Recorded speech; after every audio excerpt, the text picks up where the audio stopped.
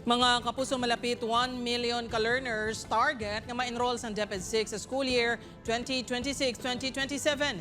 Kick-off ceremony sa Brigada Eskwela ginpatigayon subong nga adlaw. Si Zen Kilantang Sasan nakatuto.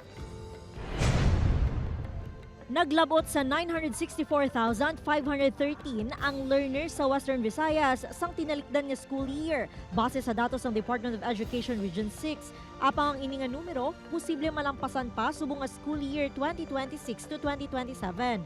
Subong adlaw, opisyal na nga nag-umpisa ang Brigada Eskwela 2026. Sa Iloilo City, ini ang ginlunsar sa Hibawan Integrated School sa Mandurriao.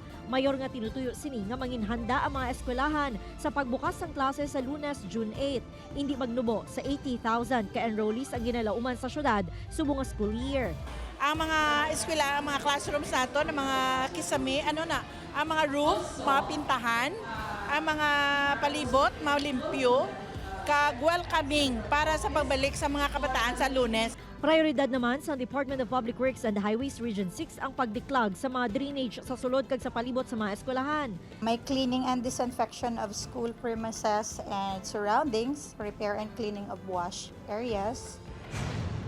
Samtang, temprano pa nga nagpadulong sa GK Sibol Elementary School sa Barangay Matabaang, Talisay City ang pila ka mga ginikanan kadungan sang pagbukas sang Brigada Eskwela.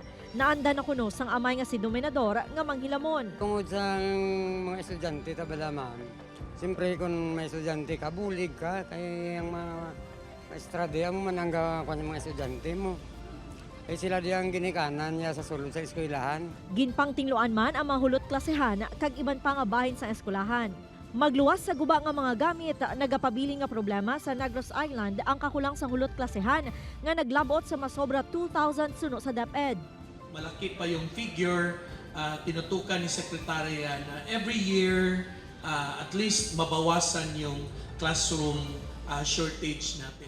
Gani may mga tupad beneficiaries nga ginpadala sa mga eskwelahan para makabulig kayo sa mga guba nga classrooms agud magamit. 5,000 po na schools across the nation po yung bibigyan ng tupad beneficiaries para po makatulong doon sa Brigada Eskwela natin sa pagkumpuni po ng classroom na sira, nabanggit niyo po kanina, sa paglilinis po ng ating mga silid-aralan. Temprano nga solusyon sa GK Sibol Elementary School ang paghimo sang makeshift classrooms. Basic cleaning materials and the paints and as I have mentioned, get the classrooms, get ang kinahanglan, and of course I think ang admin building, we are always resilient and very resourceful.